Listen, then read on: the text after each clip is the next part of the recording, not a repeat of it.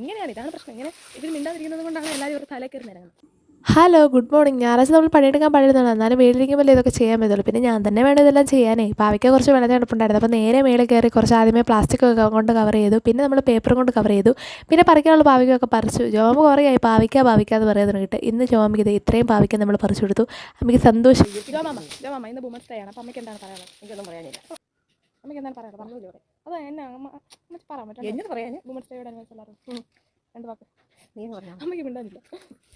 ഇങ്ങനെയാണ് ഇതാണ് പ്രശ്നം. ഇങ്ങനെ ഇതിൽ മിണ്ടാതിരിക്കുന്നത് കൊണ്ടാണ് എല്ലാവരും ഒരു തലയിൽ കയറി നിരങ്ങുന്നത്. കുഞ്ഞാ, ഇന്ന് വുമൻസ് ഡേ ആണ്, അപ്പോൾ നിനക്ക് എന്താണ് പറയാനുള്ളത്? അതിനെപ്പറ്റി രണ്ട് വാക്ക്. അപ്പോൾ അത് 3 വാക്കായിട്ട് ഹാപ്പി വുമൻസ് ഡേ, അത് 3 വാക്കായിട്ട്. ജോമാമനെ പറ്റി എന്നെ പറ്റി പറ്റി എനിക്കറിയാം. ഡോറ ഇന്ന് വുമൻസ് ഡേ ആണ്. ഡോറയ്ക്ക് എന്താണ് പറയാനുള്ളത്? ഇതാണ് ഞങ്ങളുടെ ഡോറ. ഞങ്ങൾക്ക് പുതുതായിട്ട് കിട്ടിയ കുഞ്ഞാണ്, എൻ്റെ മുത്താണ്. കുഞ്ഞുമാവിയാണ്.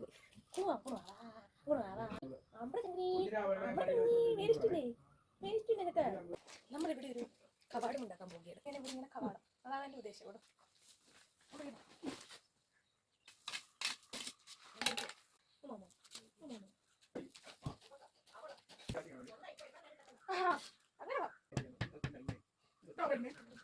അങ്ങനെ അധ്വാനത്തോട് ആർച്ച് റെഡി ആയിട്ടുണ്ട്. അങ്ങനെ ആർച്ചൊന്നും പറയാൻ പറ്റത്തില്ല, എന്നാലും ഇനി കുറച്ച് കഴിയുമ്പോഴത്തേക്കും ഇത് ഫുള്ള് ഇവിടെ കടലാസ് പോവാം.